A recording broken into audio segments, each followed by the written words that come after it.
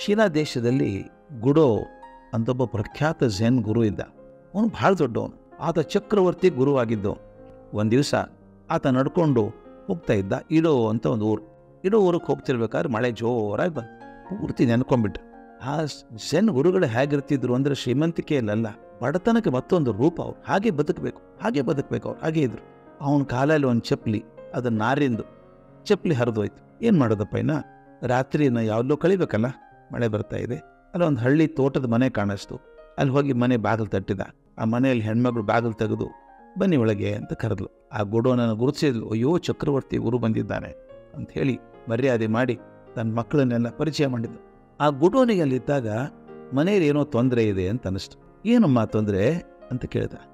ಆ ಮನೆ ಆಕೆ ಕಣ್ಣೀರು ಹಾಕ್ಕೊಂಡು ಹೇಳಿದ್ಲು, ತನ್ನ ಗಂಡ ಕುಡುಕ, ಜೂಜಕೋರ. ಏನು ಮಾಡೋದು ಗೊತ್ತಾಗ್ತಾ ಇಲ್ಲ ಸ್ವಾಮಿ.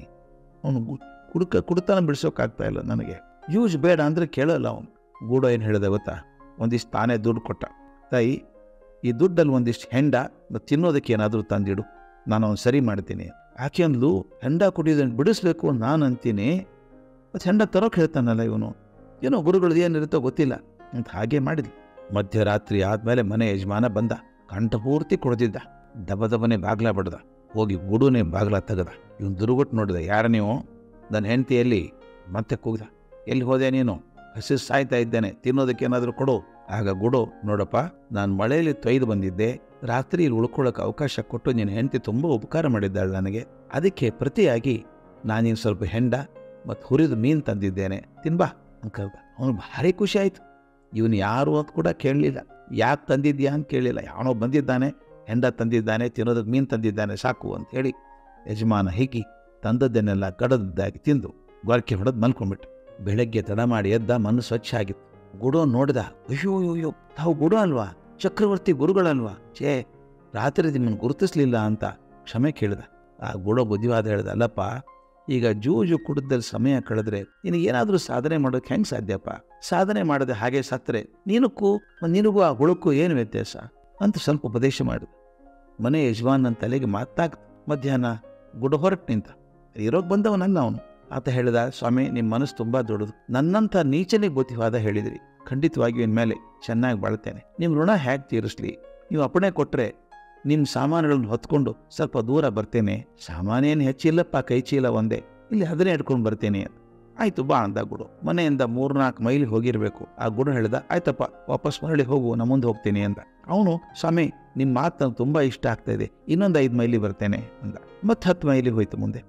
ಸಾಕಪ್ಪ, ಇನ್ನು ಮನೆಗೆ ಹೋಗು, ನಿನ್ನ ಹೆಂಡತಿ ಮಕ್ಕಳು ಕಾಯ್ತಾ ಇರ್ತಾರೆ. ಸ್ವಾಮಿ, ಇನ್ನೊಂದು 15 ಮೈಲಿ ಅವಕಾಶ ಮಾಡಿಕೊಡಿ, ನಿಮ್ಮ ಮಾತು ಕೇಳ್ಕೊಂಡು ಹೋಗ್ತೇನೆ ಅಂತ.